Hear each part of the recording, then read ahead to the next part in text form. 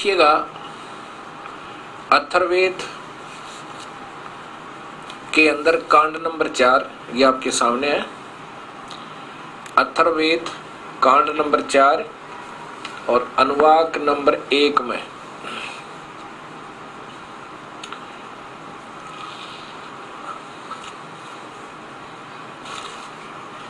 ये है अथर्ववेद अक्षयकर्ण दास जी त्रिवेदी के द्वारा भाषा भाष्य, और ये दयानंद संस्थान दिल्ली के द्वारा प्रकाशित और स्वीकार्य इसका भाषा स्वीकार्य भाषा भाष्य। प्रकाशक सर्वदेशी कार्य प्रतिनिधि सभा 3/5 महर्षि दयानंद भवन रामलीला मैदान नई दिल्ली, ये उनका दूरभाष और ये महर्षि जी के विचार हैं कि वेदों को ये बिल्कुल सत्य मानते हैं। इसी में आप देखिएगा ये है अथर्ववेद भाषा भाष्यम चतुर्थ कांड। ये इन्होंने टीका किया अपने जितने इनकी बुद्धि काम की महापुरुषों की, क्योंकि इनको पूर्ण ज्ञान ना होने से तो अर्थों को भी बदलने की चेष्टा की अनजानपने में। यहाँ देखो ये है ब्रह्म ज्ञानम प्रथमम पुरस्तात है विसीमित है सूरोच वेन पर आवे स बुद्धिन्या उपमा यस्य विष्टः सत च योनिम असत च विवे। अब ऐसे ही ये सब इसके अंदर संस्कृत है। अब इसको हमने अलग से आपको दिखा रहे हैं। इस दास ने इसको भाषा भाष्य किया है, टीका किया है।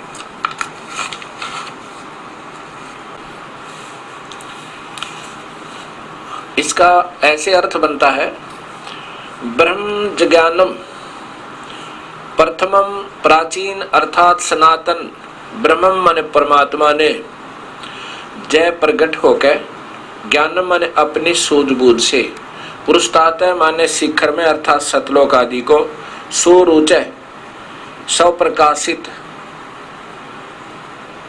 अपनी इच्छा से स्वप्रकाशित विसीमित सीमा रहित वेन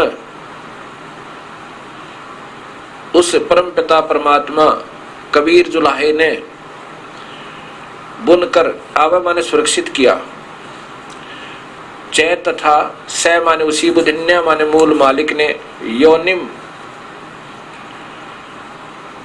मूल स्थान सतलोक के उपमा माने सदृश्य मिलते जुलते अस्य यह सत्य सत्य है। ये अक्षर पुरुष के इनको थोड़ा सा अविनाशी कहा है, थोड़ा सा सत्य, जैसे पहले आपको बताया। और परब्रह्म के लोक चय तथा असत सरपुरुष के लोक आदि वी व आवास स्थानों को भिन्न भिन्न विष्ठा माने स्थापित किया। उस पूर्ण परमात्मा ने अनादि यानी आदि ब्रह्म ने आदि परमात्मा ने आदि माने सनातन सबसे पहला प्रभु। और ये अभी तक जो हम सुना करते थे इन महापुरुषों की बातों को, ये इस काल को ही सनातन माना करते थे और इसी को सनातन मान कर कहकर इसको अनादि अजन्मा कहा करते थे। जो स्वयं गीता जी में कहता है 4थे अध्याय के 5वें श्लोक में कि मेरे और तेरे अर्जुन बहुत जन्म हो चुके हैं, तुझे मालूम नहीं मुझे मालूम है।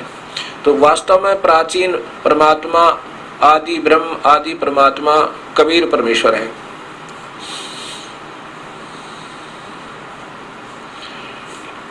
उसने प्राचीन अर्थात सनातन परमात्मा ने प्रकट होकर अपनी सूझबूझ से शिखर में अर्थात सतलोक में स्वप्रकाशित सीमा रहित उस जुलाहे भगवान ने कबीर भगवान ने ताने की तरह तन कर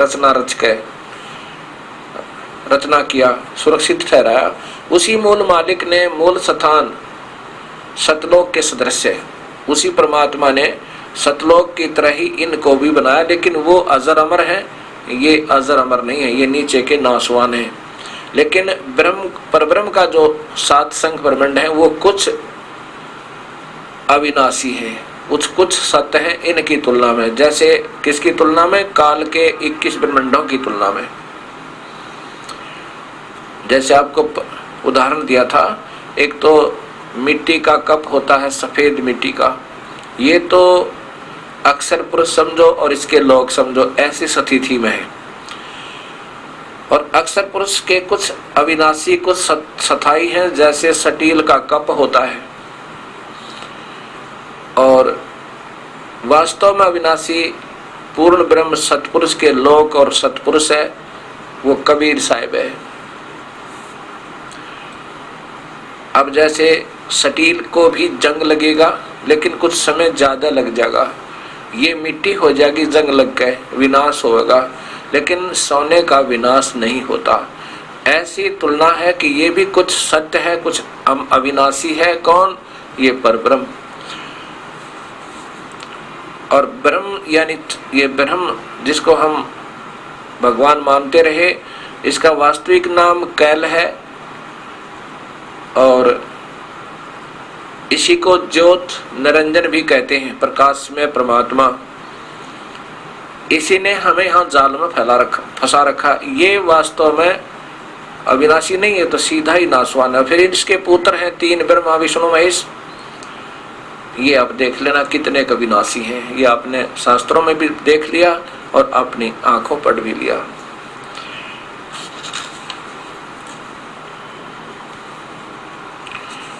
अब अथर्ववेद कांड नंबर 1 का श्लोक नंबर 2 सुनाता हूं। अयम माने इसी, पितृ माने जगत पिता परमेश्वर ने, ये तो इस, अग्रे माने सर्वोत्तम, प्रथमाय माने परानंदिनी, राष्ट्रीय राजेश्वरी शक्ति अर्थात पराशक्ति को जनु से उत्पन्न करके भुवनिष्ठ लोकों की स्थापना की। उस परम पिता ने सबसे पहले एक प्रानंदिनी, प्रथमाय, सबसे पहले वाली अपनी जो वहां उनकी प्रानंदिनी शक्ति है, उसको उत्पन्न करके फिर लोगों को उसके आधार पर स्थापित किया हुआ है। तस्मा माने उसी परमेश्वर ने, सुरुचय माने अपनी इच्छा से, एतम माने इस, प्रथमाय माने पराशक्ति के द्वारा, हव अरहम हवर हवर अहम, एक दूसरे के वियोग को रोकने अर्थात आकर्षण शक्ति के द्वारा। ये हवर, इसका सीधा अर्थ बनता है हवरम हयम अहम के एक दूसरे के वियोग को रोके रखने वाला, शरणांतु कभी ना समाप्त होने वाला, धर्मम माने गुण, कभी ना समाप्त होने वाले, आकर्षण शक्ति के कभी ना समाप्त होने वाले गुण, एक दूसरे को खींचे रखने वाले गुण जो कभी समाप्त नहीं होता, उसको, उससे इन सब को धारण किया हुआ, धास्यवे, इनको अपने रोका हुआ है। अब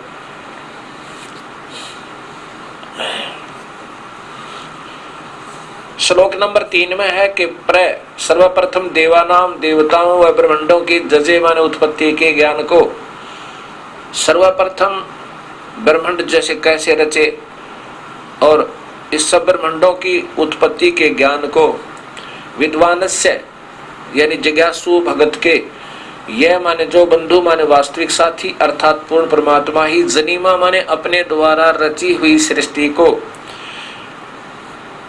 विभक्त माने स्वयं ही ठीक ठीक बताता है।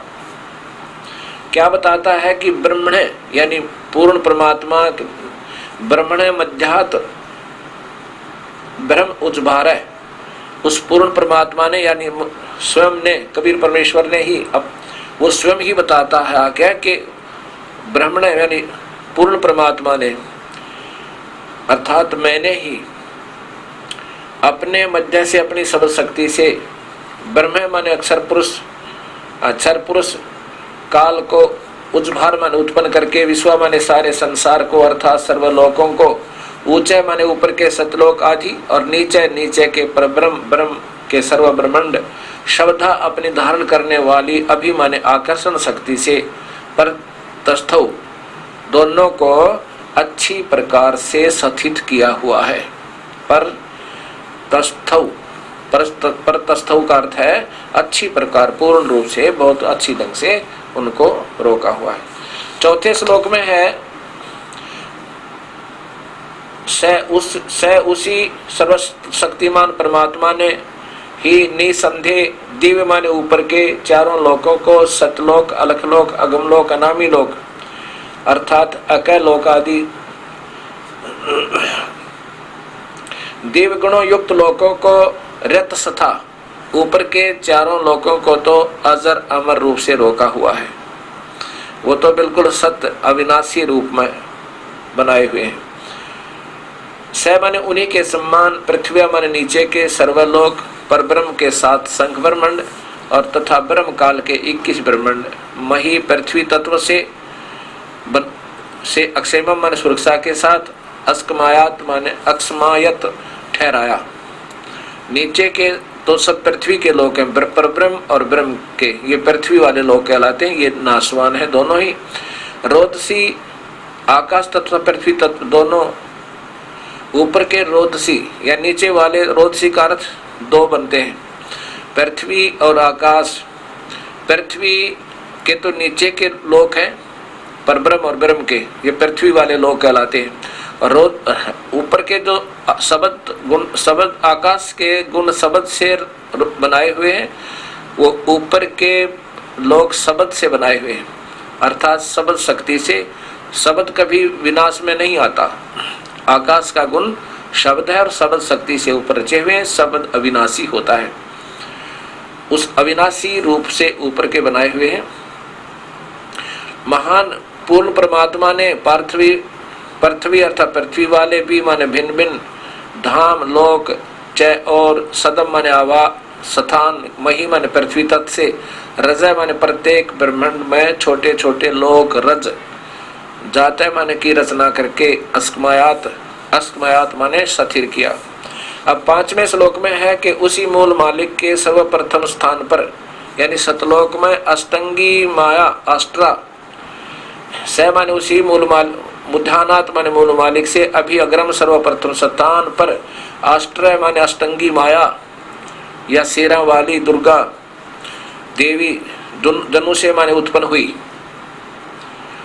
जैसे जिस लड़की ने जिस आत्मा ने सबसे पहले स्वीकृति दी थी काल लोक में आने के लिए, इस काल के साथ जाने के लिए ब्रह्म के साथ, उसका कबीर परमेश्वर ने अपनी सबद शक्ति से लड़की बना दिया था, लड़की का आकार बना दिया था माया से। और फिर ब्रह्म को उससे पहले एक अंडे में अमृत तत्व से एक अंडे में बनाया था, उस आत्मा को प्रवेश कर दिया था। अब यहाँ ये बताना चाहते हैं कि पहले श्लोक में तो आपको पता चला कि पूर्ण परमात्मा कबीर साहब से ही इस ब्रह्म की उत्पत्ति हुई, जैसे अंडे में बना था। ऐसे ही अथर्ववेद कांड नंबर 4 का अनुवाक नंबर 3 ने बताया कि वो ब्रह्म की उत्पत्ति, काल की उत्पत्ति भी पूर्ण परमात्मा से ही हुई। अब यहाँ बता रहे हैं ये 5वां श्लोक के उसी पूर्ण परमात्मा से इस अष्टंगी शेरा वाली की भी उत्पत्ति हुई, उसी कबीर परमेश्वर ने इसको रचा। अब ये 7वां श्लोक बताओगा कि वो परमात्मा कौन है जिसने ब्रह्म भी उत्पन्न किया, सारे ब्रह्मांड रचे, ऊपर के भी नीचे के भी, ब्रह्म के भी परब्रह्म के भी और अपने उस पूर्ण ब्रह्म के भी। और उसी ने इस दुर्गा की उत्पत्ति अपनी शब्द तय की थी।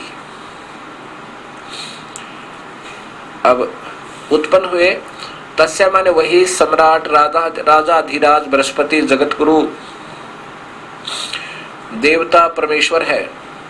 ये वही परमात्मा है, वही परमेश्वर है। यत माने जिससे, अह माने सबका वियोग हुआ, अथ माने इसके बाद, ज्योतस ज्योत स्वरूपी निरंजन काल के शुक्रम माने बीज शक्ति वीर्य से, जनिष्ठ माने उत्पन्न होकर, विप्रा माने भक्तात्मा, वी माने अलग से, धुमंतु मनुष्यलोक और स्वर्गलोक में वसंतु निवास करने लगी। फिर इसने आज्ञा दे दी कि यहाँ निवास करो। अब पहले हम सतलोक में थे और फिर हम अपनी कमजोरी से इस ब्रह्म काल के साथ आकर्षित होकर आगे प्रकृति देवी से और इस काल से फिर हमारी सबकी उत्पत्ति हुई और ये प्रकृति भी उन्हीं से उत्पन्न हुई, कबीर परमात्मा थे। ये 5वां श्लोक अथर्ववेद कांड नंबर 4 का अनुवाक नंबर 1 के श्लोक नंबर 5 का यह आपने विवरण सुना। अब छठे में देखो,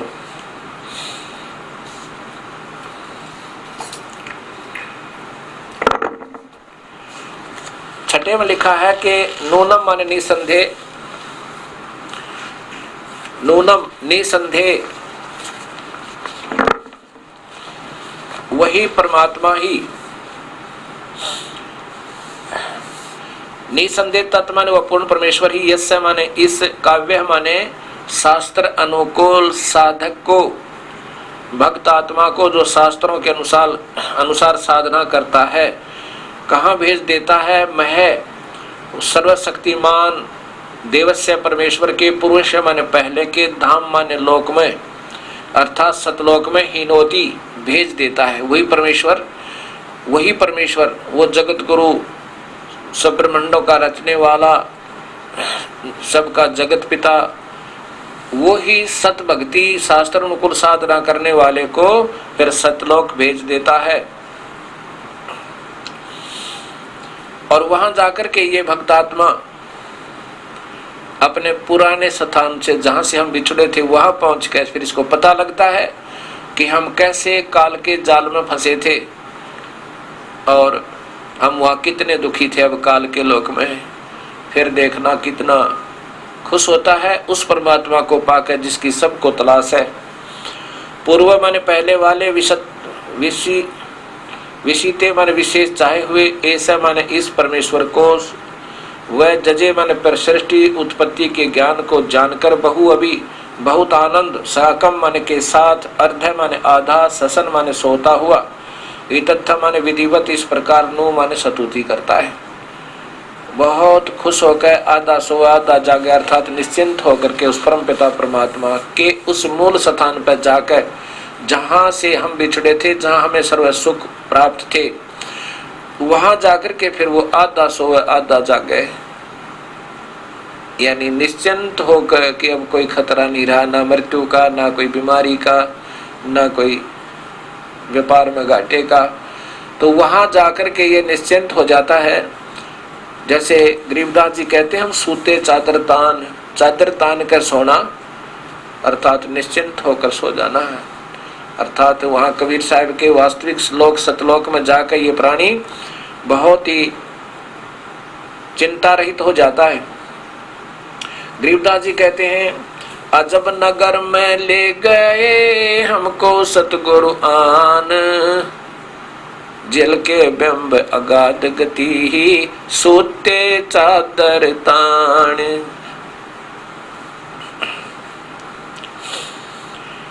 अब 7वां श्लोक बताता है कि वो परमात्मा है कौन।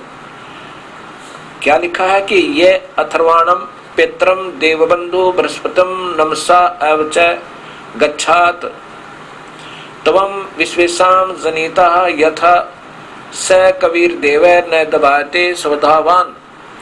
इसका अर्थ बनता है कि यह जो अथर्वणम अचल अविनाशी, पित्रम जगत पिता, देव बंधु भक्तों का वास्तविक साथी अर्थात आत्मा का आधार, बृहस्पति जगत गुरु, जय तथा नमसा माने वीर नमर पुजारी अर्थात विधिवत साधक को, अब माने सुरक्षा के साथ, गच्छात माने सतलोक ले जाने वाला, विश्वेशाम सारे ब्रह्मांडों का रचयिता, ब्रह्मांड विश्वेशाम माने सारे ब्रह्मांडों को, जनिता माने रचने वाला, न तभायत काल की तरह धोखा न देने वाला। जैसे काल अपने बच्चों को भी नहीं बताता कि वो कहाँ रहता है, किसी को कमल के फूल पर रख दिया, हौस में ला दिया, किसी को शेष की सैया पर विष्णु जी को वहाँ कौमा में रख दिया, जवान हुआ जब जीवित उसको हौस में कर दिया। ऐसे शिव को, ये सबको धोखे में रखता है। लेकिन कबीर परमेश्वर वो कौन है? वो परमात्मा जो काल की तरह धोखा नहीं देता।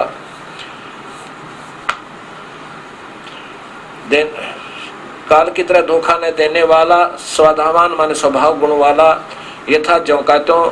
वो कौन है? सह त्वम कबीर देव है, वो कबीर परमेश्वर है, वो स्वयं कबीर परमेश्वर है जिसने ये ऊपर की सारी सृष्टि रचना करी, जो कुछ ये कबीर परमेश्वर है।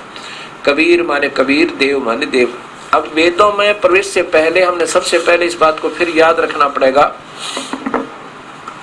कि ये कहाँ नादानी करते हैं कि जैसे कबीर साहब को कवि लिख देते हैं, कवि अपसर्ग लगा के, और फिर उसका सर्वज्ञ कांतिमान फलाना ऐसे उनकी व्याख्या कर देते हैं। अब देखिएगा इन महापुरुषों के द्वारा इस वेदों का भाषा भाष्य कैसे किया है। यही वही अथर्ववेद श्री अक्षेम कर्ण त्रिवेदी के द्वारा इसका टीका किया है, और ये वही अथर्ववेद है।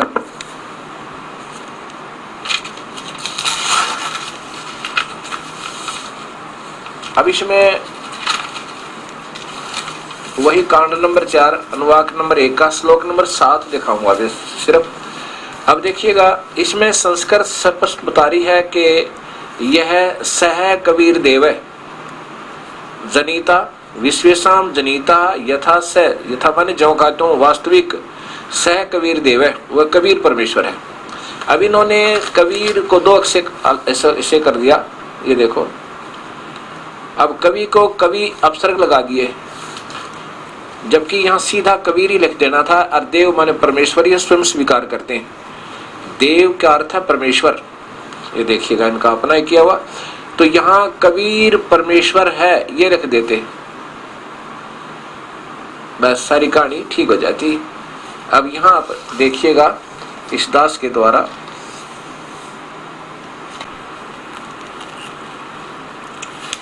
वास्तविक व्याख्या क्या, कि जैसे कोई दूध की महिमा गावे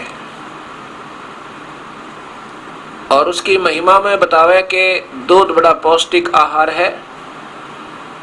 दूध ना लिखे, दूध नहीं बोल कहे, संस्कृत लिखी हो कि पौष्टिक आहार असी सवेद असी और सबके पीने योग्य है, सह दूध असी, कोई लिख दे कि वो दूध है, संस्कृत तो ऐसे हो, और उसका सरलार्थ करता कर दे कि वो सफेद सफेद है, पौष्टिक आहार है, पेय पदार्थ है, सबके पीने योग्य है, और जहाँ दूध आवे वहाँ दूध ना लिख दे वो सफेद सफेद वो पौष्टिक आहार पेय पदार्थ है।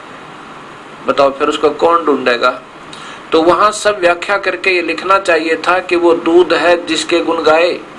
ऐसे ही ये आपको ये ऐसे समझना पड़ेगा जैसे ये यजुर्वेद है। ये आप देखिए जैसे ये यजुर्वेद है, और यजुर्वेद के अंदर सबसे पहले ये देखिए, ये यजुर्वेद है, इसके ऊपर अपसर्ग लगे हुए हैं।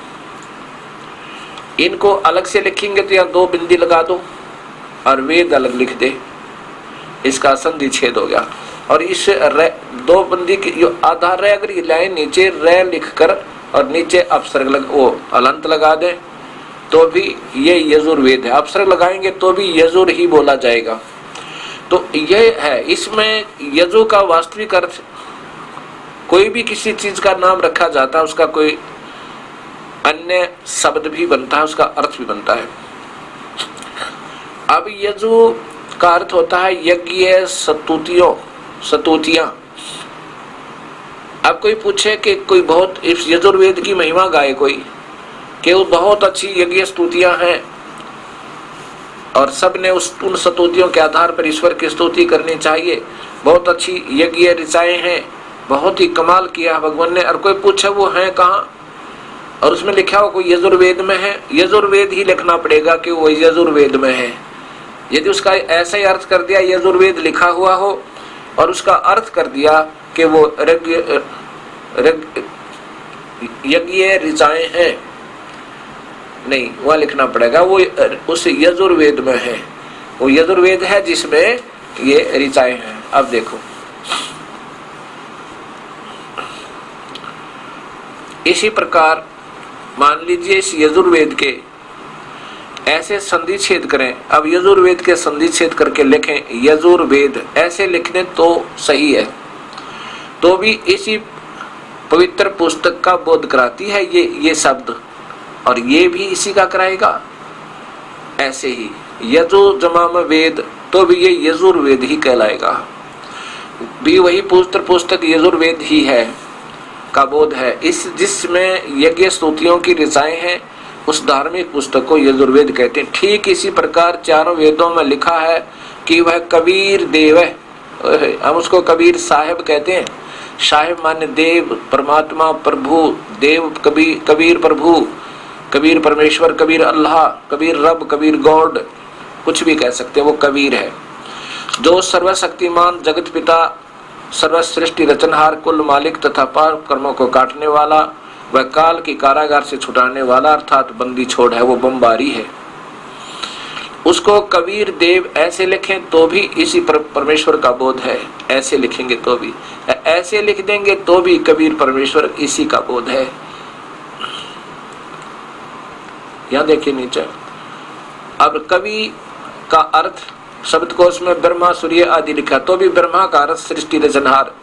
ये त्रिलोकीय ब्रह्मा तो केवल जीव उत्पत्ति करने वाले के कारण प्रभु ब्रह्मा कहलाता है, लेकिन वास्तव में सृष्टि रचनहार कबीर परमेश्वर है। अब इसको याद रखते हुए अब सभी वेदों को पढ़िएगा और सुनिएगा। अब इसी सृष्टि रचना का प्रमाण, अब यही सृष्टि रचना का प्रमाण आपको ऋग्वेद भी देगा। ऋग्वेद जो आधा महर्षि दानंद जी के द्वारा भाषा भाष्य कहा गया है और आधा किसी दूसरे ऋषि संत के द्वारा, और वो आर्य समाज को मंजूर है कि उसमें जो लिखा वो सत्य है, इसलिए उन्होंने प्रकाशित किया। ये देखिएगा,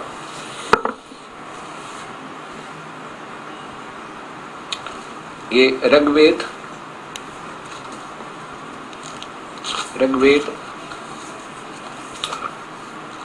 और महर्षि दानंद संस्थान द्वारा ही ये भाषा भाष्य है। 9 से 10 मंडल। इसके अंदर इन्हीं के शब्दों में आपको दिखाऊंगा, फिर दास अलग से बताएगा आपको कि कैसे वास्तविकता क्या है। ये देखो, सूक्त नंबर 90 और इसका मंडल नंबर, ऋग्वेद मंडल नंबर 10 सूक्त नंबर 90 में अब इसमें स्पष्ट लिखा है, यहां नीचे संस्कार देखो, सहस्रा शीर्षा, पुरुष माने परमेश्वर, पुरुष माने भगवान परमेश्वर, सहस्रा शीर्षा 1000, इसने संसार के सिरों वाला लिखा। सहस्रा शीर्षा का अर्थ होता 1000 सिर वाला, इन्होंने संसार के सिरों वाला लिखा है। चलो जैसा भी, आगे देखो, सहस्रा अक्षा, ये सहस्रा अक्षा 1000 आंखों वाला, ये काल की व्याख्या है सबसे पहले श्लोक में इस ब्रह्म की।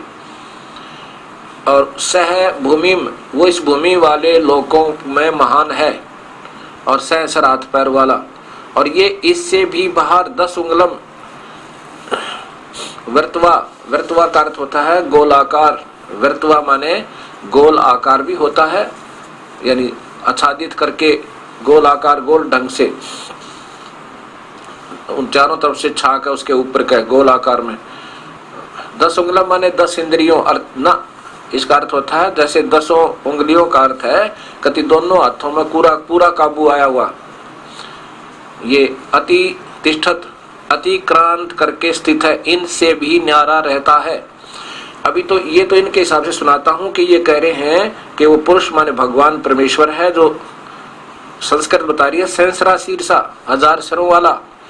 जैसे गीता जी के अंदर आपने देखा कि अर्जुन को कह रहे हैं कि वो 1000, अब तो 1000 आंखों वाले, 1000 हाथों वाला,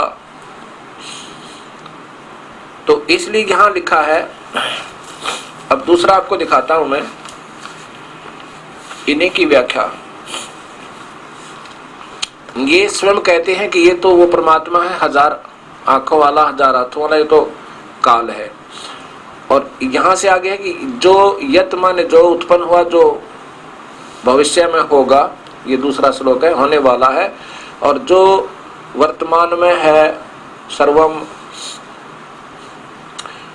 पुरुष माने वो भगवान परमात्मा ही है, वो परमात्मा ही है जिससे सब कुछ हुआ, आगे होगा जो हो रहा था। और जो ये अमृतवय का स्वामी है, ईशान माने स्वामी, यत माने जो, अने माने प्रकृति से, अन का अर्थ होता है ये अन से ही दोनों लोकों में, पृथ्वी लोक वालों में, ये मैं आगे बताऊंगा से बढ़ता है। अब तीसरे में देखो ये स्पष्ट करते हैं, एतावान इतनी, अस्य माने इस पुरुष की, महिमा माने जगत अधिभूति है, और सह पुरुष माने वह परमेश्वर, तो अतः माने इससे भी ज्ञान माने बड़ा है। अर्थात दो भगवान थे, ये आप स्वीकार कर रहे हैं, जो भगवान को निराकार और एक मानने वाले कह रहे हैं कि वह परमात्मा तो उस काल से भी बड़ा है। सह और माने और चाहे माने वह पुरुष माने वह परमेश्वर, तो अतः माने इससे भी ज्ञान बड़ा है।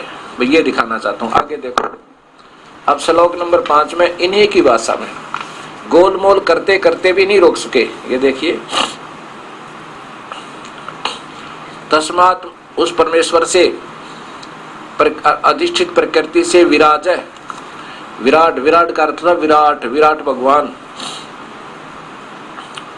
रूप अजायता मान उत्पन्न होता है। उसी विराट, विराट भी उस परमात्मा से उत्पन्न होता है। विराज अधि, विराट के ऊपर अध्यक्ष रूप में है। वो परमात्मा जिससे सब कुछ उत्पन्न होता है, वो तो इस विराट से भी ऊपर, विराज अधि, विराट के इस काल के ऊपर अध्यक्ष रूप में भगवान है, पुरुष है। यहाँ भूल गए, ये विचलित हो जाते हैं, यहाँ पर पुरुष को पुरुष ही लिख दिया। वो परमेश्वर इससे भी ऊपर है। ये देखो, ये उससे भी ऊपर है। अब देखो, पश्चात, विराट के पश्चात उस काल के उत्पन्न करने के बाद भूमि माने भूमि वाले, इसके अनंतर पुरय माने नाम नाना नगरों को उत्पन्न करता है। यानी इस काल को पैदा करके उसके बाद फिर उसके नाना प्रकार के लोगों को उत्पन्न करता है। ये छुपाते छुपाते छुपाते छुपाते दबा दबा के सच्चाई को फिर भी नहीं छुपा पाए। और फिर आगे लास्ट में लिखा 15वें में, ये देखो, ये लास्ट वाले श्लोक में ये स्वयं स्वीकार करते हैं, सूक्त नंबर 90 का। अब आगे देखो 15वें श्लोक में, 16वें श्लोक में स्पष्ट करते हैं। अब इसका भावार्थ ये बनता है कि सभी नाम कमाई करके, सच्ची भक्ति करके भक्तात्मा वहां चली जाती हैं जहां पर हम पहले रहते थे।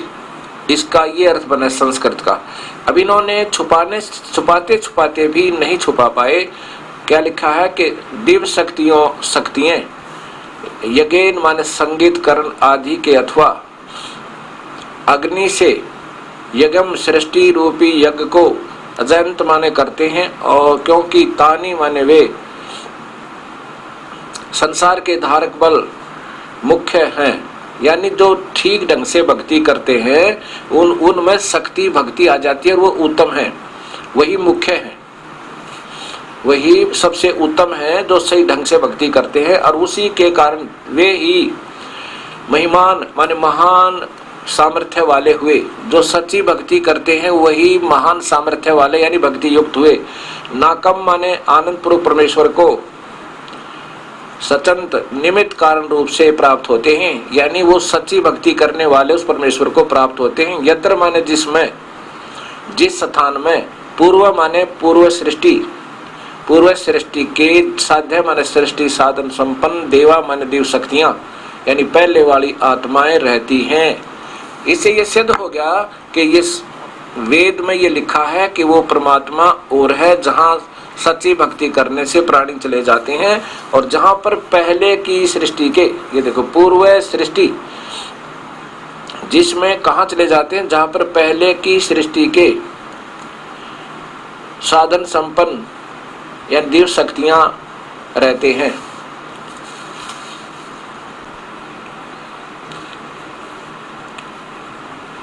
अब भक्तात्मा ऋग्वेद मंडल नंबर 10 और सूक्त नंबर 90 को अब सुने, जो इसका वास्तविक व्याख्या बनती है। इसके 2-4 श्लोक सुनाऊंगा, ज्यादा नहीं, ये 16 श्लोक हैं इसमें। उसको आप स्वयं पढ़ोगे। परिभाषा प्रभु की ये पुस्तक आपके पास आएगी, अभी शीघ्र ही आने वाली है। विस्तृत इसके अंदर आपको जानकारी मिलेगी। प्रथम श्लोक है, तस्मात् उस परमेश्वर सत्पुरुष की सब शक्ति से विराट है। ये काल विराट अर्थात सत्पुरुष ब्रह्म काल ज्योत निरंजन अजायत उत्पन्न हुआ। बिल्कुल सीधा सा अर्थ बनाए 5वें का, ये तो 5वां है, पहला सुनाता हूं आपको। पहले में लिखा कि सहस्रा शीर्ष पुरुष है, माने विराट पुरुष काल भगवान सत्पुरुष। सहस्रा शीर्षा 1000 सिर वाला, सहस्रा अक्षय माने 1000 आंखों वाला, सहस्रा पाता अर्थात 1000 पाता पैरों वाला। इस ये 1000 कला का भगवान है और ये 1000 रूप बना सकता है एक बार। ये काल 1000 कला का है, तो ये अपने एक मुख दिखा के 2-4 मुख भी दिखा सके, 1000 मुख भी बना सके, 1000 हाथों भी दिखा सके। इसमें इतनी ही पावर है। और ये 1000 सहस्रा अक्षा वाला इसलिए कहा गया वाला। भूमि माने पृथ्वी वाले 21 ब्रह्मांडों को, विश्वस्त माने सब और से, विश्वतः माने पूरे संसार को ढंग से 10 उंगलम माने अपने दोनों हाथों में जैसे खूब काबू हो जाए, जो बिल्कुल नहीं छूट सके, ऐसे 10 उंगलम माने पूरे काबू करके, और उससे वर्तवा माने उसने गोल आकार में घेर के, गोल आकार में यानी गोल उसमें बना करके इनकी सती थी, सबको रोका हुआ है। और अत्यातिष्ठत इससे भी बढ़कर अर्थात इससे न्यारा भी रहता है। इस श्लोक से के समझने के लिए और इससे आगे चलने से पहले ये आप ब्रह्मांड देखिए, एक ब्रह्मांड का चित्र, इससे आपको सही समझ में आएगा।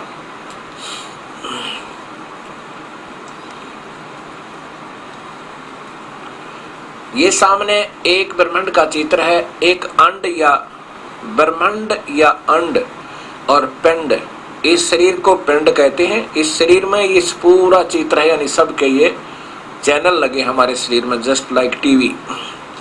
ये नीचे के लोग हैं 7 लोग, और ये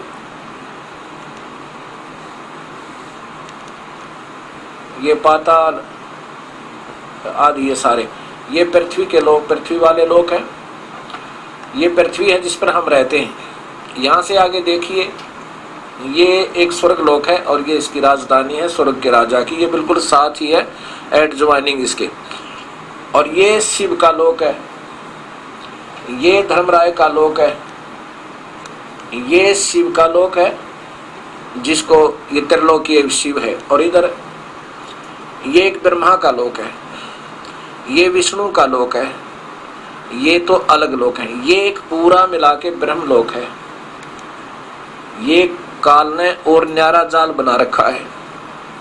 यहीं पर ये काल, यहाँ पर महाब्रह्मा रूप में और यहाँ पर महाशिव रूप में, यहाँ पर महाविष्णु रूप में ये काल रहता है स्वयं ही।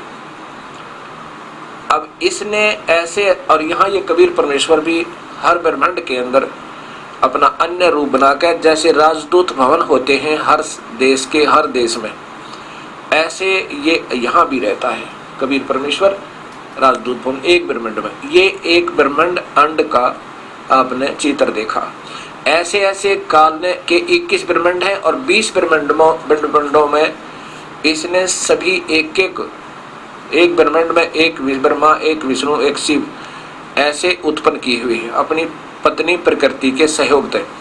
अब ये देखिए 21 ब्रह्मांड का चित्र।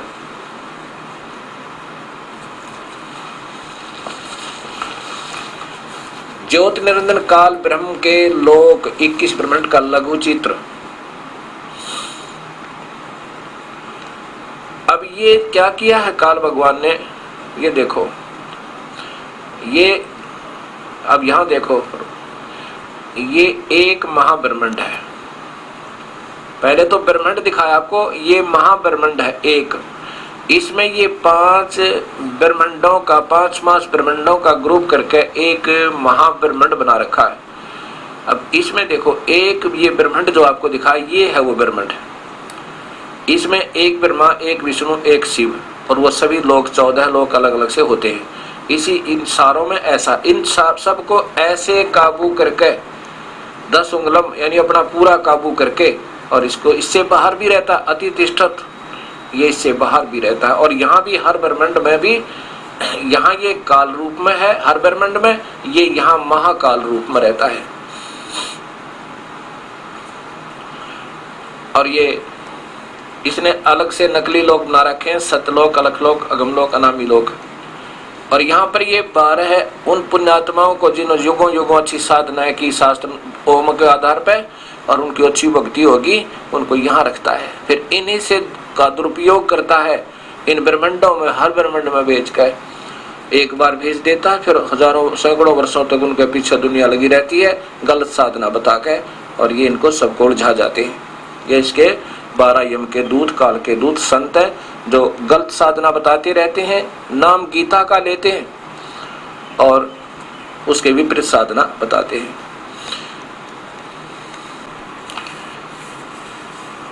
अब जैसा कि आपने ये चित्र देखा, इसमें 12 अचिंत भक्तों के स्थान है। वो कौन है? वो पुण्य आत्मा जिन्होंने काफी वर्षों तक पहले युगों में शास्त्र अनुकूल वेदों अनुसार साधना की, हजारों वर्षों तक अपने तन मन धन लगा के फिर उनको अच्छी सुविधा देता है। वो बहुत ही और अच्छी सुविधा दे रखी है, उनमें रखता है। फिर उन्हीं को यहाँ अपने दूत बनाकर भेज देता है। उनकी पिछली कमाई होती है, कुछ शब्द में शक्ति होती है, एक आध को राहत मिल जाती है, उनकी अपने कमाई मत है। वो नाम लेते हैं वेदों और गीता का, और सब उनको गुमराह रखता है वो काल, क्योंकि उनकी बुद्धि इतना काम ये करने नहीं देता। काल ने कहा है कि सभी प्राणियों की बुद्धि मेरे हाथ में है अर्जुन, जब चाहे इनको खोल दूं, जब चाहे इनमें बंद कर दूं, जब चाहे इनमें ज्ञान भर दूं, जब चाहे मैं इनको अज्ञान भर दूं। तो सब में अज्ञान भर के महिमा नाम गीता और वेदों का लेते हैं, और साधना सारी उनके विपरीत बता रहे होते हैं। ये काल के दूत लिखा है कबीर साहब ने। अब देखिएगा, अब ये आपके सामने आ गया दूसरा प्रथम श्लोक, ऋग्वेद मंडल नंबर 10, सूक्त नंबर 90 और श्लोक नंबर 1 आपका क्लियर हो गया। अब दूसरा स्पष्ट करने के लिए, एवं माने कुछ सही तौर पर पुरुष है, एवं पुरुष है, कुछ भगवान सा लगता है, भगवान जैसा है कुल, कुछ कौन?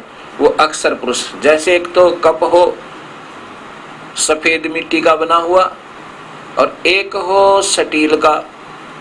तो स्टील का उस चीनी वाले सफेद मिट्टी वाले से कुछ मजबूत सा लगता है, स्थाई है, लेकिन वो वास्तव में स्थाई नहीं है।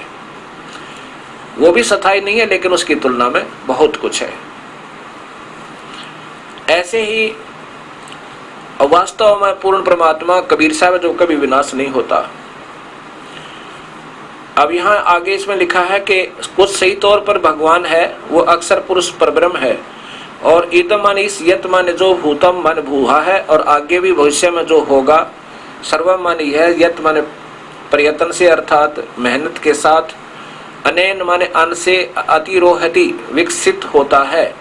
ये अक्षर पुरुष भी उतः माने संदेह युक्त, अमृतवश्य ईशान, यानी ये अक्षर पुरुष भी, ये पार ब्रह्म भी संदेह युक्त मुक्ति देने वाला है, पूर्ण मुक्ति नहीं दे सकता। अभी ये एक श्लोक आगे है, इसमें अस्य माने इस अक्षर पुरुष की तो एतावान माने इतनी ही महिमा प्रभुता है। इस अक्षर पुरुष को क्यों अविनाशी भगवान का, इसकी तो इतनी महिमा है कि ये तो कुछ भगवान जैसा लगता है, ये खाता नहीं, ये जीवों को नहीं खाता, और कुछ स्थाई भी है, और वहां रहने वाले हंस भी, भक्त आत्मा भी ज्यादा समय तक, यहाँ के करोड़ों, यहाँ पर सैकड़ों ब्रह्मा मर जाएंगे, विष्णु मर जाएंगे, शिव मर जाएंगे, उससे भी ज्यादा अच्छी उम्र इससे अक्सर पुरुष के लोक में जीव को मिल जाती है, लेकिन फिर भी वो मृत्यु में है। इसलिए उनको कुछ अविनाशी भगवान जैसा माना जाता है। और इससे की तो इतनी ही महिमा है, इससे आगे पुरुष माने पूर्ण परमेश्वर, तो अतः माने इससे भी जयान माने बड़ा है,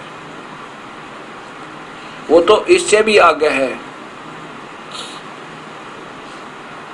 जयान माने बड़ा है, विश्वा माने समस्त, भूतानी माने अक्षर पुरुष और क्षर पुरुष, इन लोकों के अर्थात सतलोक जितने भी प्राणी हैं। अस्य माने इस पूर्ण परमात्मा के नी अक्षर पुरुष का, पाद माने एक पैर है, अर्थात ये तो एक हिस्सा है इनका इस परमेश्वर का, जिसमें ये पूर्ण प्रभु है। 21 ब्रह्मांड काल के 7 संघ ब्रह्मांड परब्रह्म के, और इनमें जितने प्राणी रहते हैं ये समझो उस परमात्मा का एक अंश है, एक पैर समझो का, तो मेरे पैर के तुल्य है, ऐसी उपमात्मक है ये बात। अस्य मान इस परमेश्वर के, त्रि मान 3, दिव्य मान दिवलोक, ऊपर के सतलोक, अलखलोक, अगमलोक, अमृतम अविनाशी यानी दूसरा पाद माने पैर समझो, वो उसका दूसरा हिस्सा है तो उसी के निर्मित, इसलिए उसी के अंतर्गत है, ये उस परमेश्वर का ही अंतर्गत है। अब 5वां देखो, 5वें श्लोक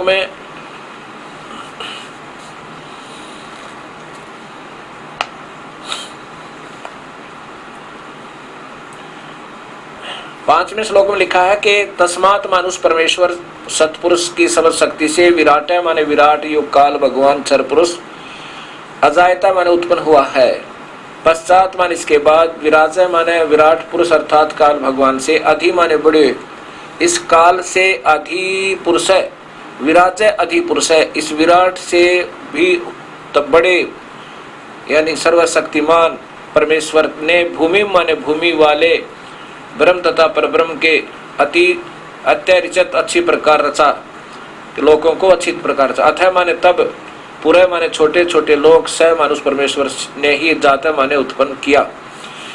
उसी परमात्मा ने उस पर अक्षर पुरुष और इस नीचे के उस अक्षर पुरुष के 7 संघ ब्रह्मांड और नीचे के इस काल के 21 ब्रह्मांड, उसी परमात्मा ने ही स्वयं ही उनको रच के और न्यारे न्यारे दिया। अब यहाँ पर सपत और त्रिसप्त, सपत और त्रिसप्त, त्रिसप्त माने 21 ब्रह्मांड तो काल के, और सप्तुष सप्त संघ 7 संघ ब्रह्मांड अक्षर पुरुष के। अभी दिखाता हूँ, इसी के श्लोक नंबर का 4 रह गया बीच में, 5वां आपको सुना दिया। 4थे में लिखा है कि पुरुष माने यह अविनाशी परमात्मा, ऊर्ध्व माने ऊपर, त्रि माने 3 लोक जैसे सतलोक, अलखलोक, अगमलोक, जो बाद में रचे है मालिक ने, उसके पाद माने पैर अर्थात ऊपर के हिस्से में, वो जो पहले बताया ना ऊपर के लोक, तो इसके एक अंग है यानी अविनाशी अंग है, उसमें उद्वत माने विराजमान है, वो तो परमात्मा वहां रहता है, ऊपर के लोकों में रहता है, तीनों में आकार रूप में। और अस्य माने इसी परमेश्वर पूर्ण ब्रह्म का, पाद माने एक पैर अर्थात एक हिस्सा, जगत रूप, पुनः माने फिर, ई माने यहाँ, भवत अभवत माने प्रकट होता है, और फिर ऊपर के तो वो वहाँ मालिक रहता है, और फिर नीचे के भी उसी से प्रकट होते हैं।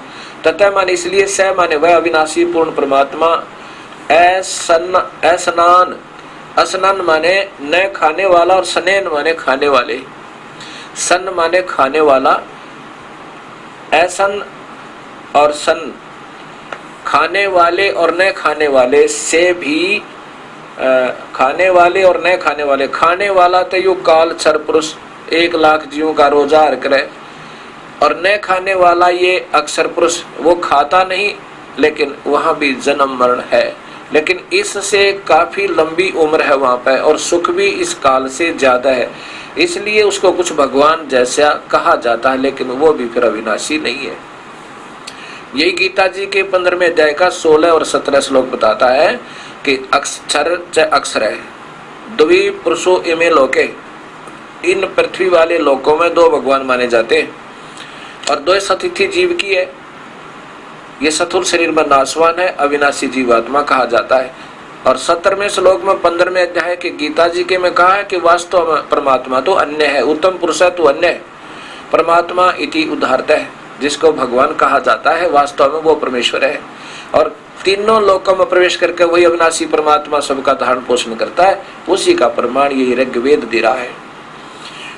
खाने वाले और न खाने वाले से अभी माने ऊपर, विश्वंग माने सर्वत्र, विक्रमात माने सबके ऊपर व्यापक है, यानी ब्रह्म के भी और परब्रह्म के भी सभी लोकों का पर वो प्रभु है। ये देखो एक ब्रह्मांड,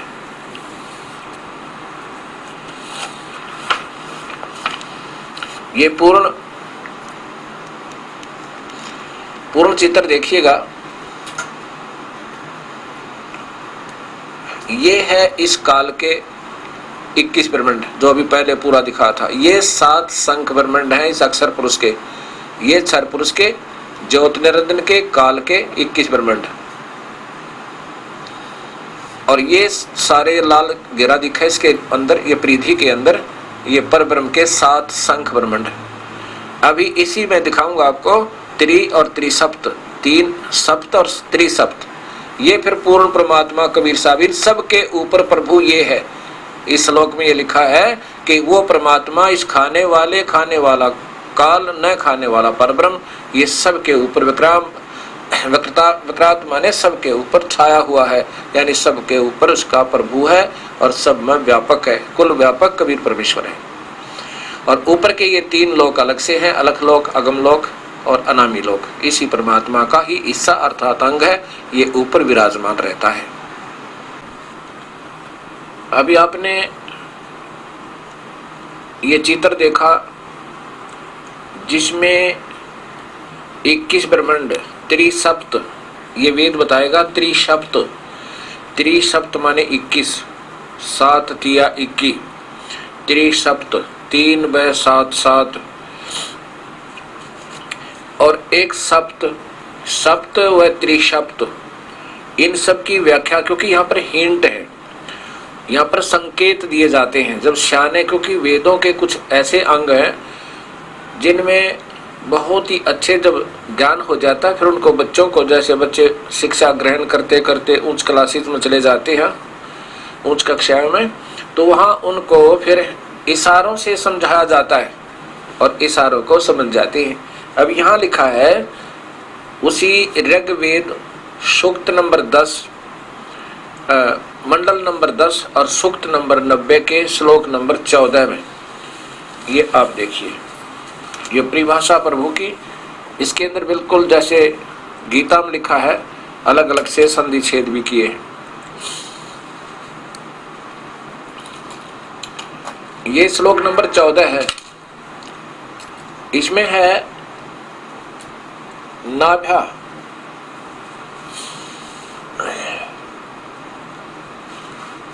श्लोक नंबर 15 देखो, 15 ऊपर इसी में, ये श्लोक नंबर 15 है, 15 में है ये, क्षमा करना। सप्त अस्य आसन प्रीधे, प्रीधे माने गोलाकार परिधि में, वृत्ताकार, त्रिसप्त, ये त्रिसप्त 21, समीध करते हैं देवा यत,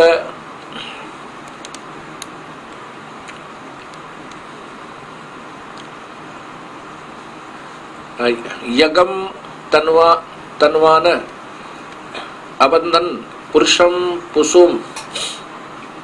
अब यह देखो, अनुवाद है कि सप्त 7 शंख ब्रह्मांड परब्रह्म की तथा काल के त्रिसप्त 21 ब्रह्मांड काल के, समीधे माने दुख रूपी आग में से दुखी, करता माने करने वाले, परिधाय गोलाकार घेरा में सीमा में है, ये तो इनकी गोलाकार सीमा सबकी, जो आसन माने विद्वान है, यतः माने जो, पुरुषम माने पूर्ण परमात्मा की, यज्ञ माने विधिवत धार्मिक कर्म अर्थात पूजा करता है, पशु माने पशु, बलि के पशु रूपी,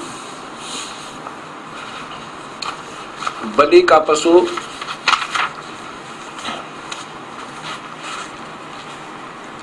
देव माने भक्तात्माओं को, तनवान काल के द्वारा रचे फैलाए बंधन जाल से, अबंधन बंधन रहित करता है, अर्थात छुड़वाता है। वो बंदी छोड़, छुड़वाने वाला बंदी छोड़ है। ये देखिएगा, अब इस 15वें श्लोक ने स्पष्ट किया है कि इन 7 संख ब्रह्मांड, सात संख ब्रह्मांड पारब्रह्म की तथा काल के त्रिसप्त 21 ब्रह्मांड काल के ब्रह्म के समीदा माने दुख रूपी आग से। 7 संख ब्रह्मांड तो काल के हैं ना, उसके परब्रह्म के हैं, और 21 ब्रह्मांड इस काल के हैं। त्रिसप्त काल के 21 ब्रह्मांडों के समीदा माने दुख रूपी आग से दुखी। इन दोनों ही लोकों में जीव वैसे तो दुखी है, क्योंकि जन्म मरण है, पशु जूनी है, तो दोनों में दुख है। इसमें इतना ज्यादा दुख है कि ये काल खाता है तपतशलापा भून का, और वो पर ब्रह्म खाता नहीं। बस इतना अंतर है, नहीं दुखी दोनों ही है। समीदा माने अग्नि रूपी दुख रूपी आग के कर्ता माने करने वाले से दुखी करने वाले करता है। प्रीत है यानी प्रीथाय माने गोलाकार में, प्रीत है उस गोलाकार सीमा में है, उनकी ये सीमाएं हैं, ये तो हद है। आसन माने विद्यमान है। यत माने जो, पुरुष माने पूर्ण परमात्मा,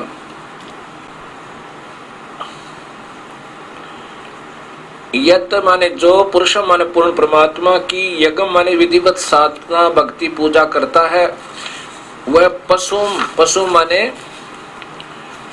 काल का बलि का बकरा बना हुआ, काल का बलि का बकरा बना हुआ, अर्थात इस काल के लोक में फंसा हुआ देव माने भक्तात्मा को तनवाना काल के जाल फैलाए हुए जाल से अबंधन बंधन रहित करता है। परमात्मा इसको बंधन रहित करता है।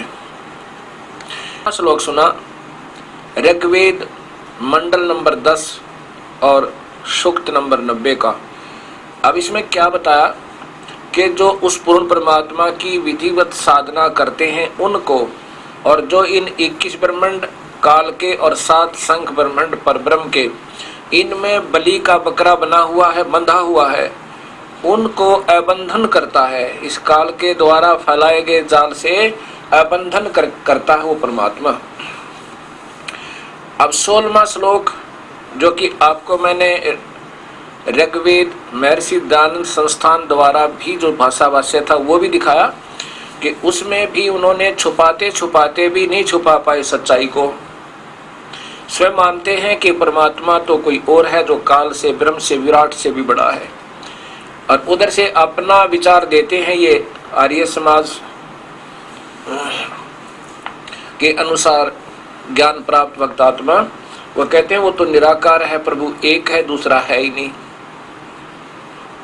और स्वयं यजुर्वेद के 40वें अध्याय के 70वें श्लोक में स्वीकार करते हैं महर्षि दयानंद कि वो परमात्मा तो जो ऊपर के लोकों में, दिव्य लोकों में, सूर्य लोक में रहता है, वो तो प्रोक्ष है, वो तो गुप्त है, और मैं ब्रह्म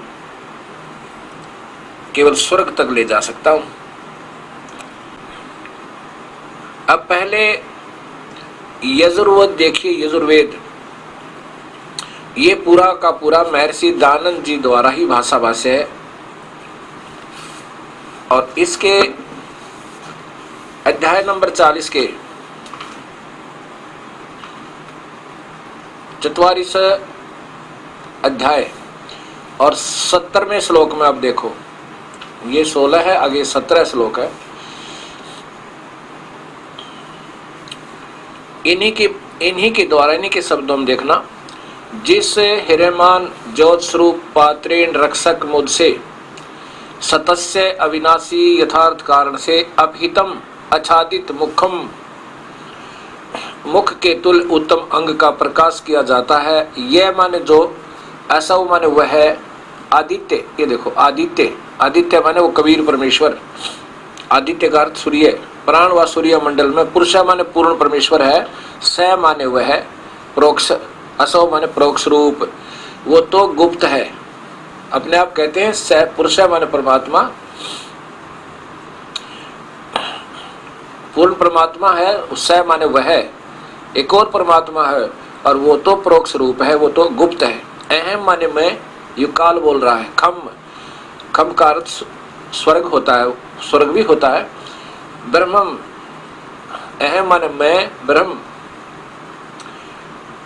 ब्रह्म रूप हूँ, ये मतलब अहम मैं ब्रह्म, इन लिखा सब गुणों कर्म के स्वरूप करके अधिक हूँ। ओम सबका रक्षक जो सबका ओम, ऐसा नाम जानो। अब ये सिद्ध करना चाहता था ये दास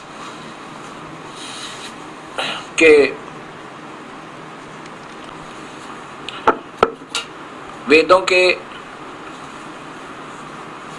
अनजान शब्दार्थकर्ता भी उलझ पुलझ हो गए। बता रहे हैं कि परमात्मा कोई और है, वो गुप्त है, और काल कह रहा है मैं तो केवल ब्रह्म यानी क्षर पुरुष हूं और स्वर्ग तक की उपलब्धि करा सकता हूं। अब यहाँ इन्होंने ही अपने ही भाषा में ऋग्वेद में भी लिखा है, स्वीकार भी किया है कि वो परमात्मा, वो भक्तात्मा जो सत भक्ति करते हैं, वो उस सत भक्ति के प्रभाव से उस स्थान पर चले जाते हैं जहाँ पर कोई पहले की सृष्टि है, यानी सतलोक पहले बना हुआ है।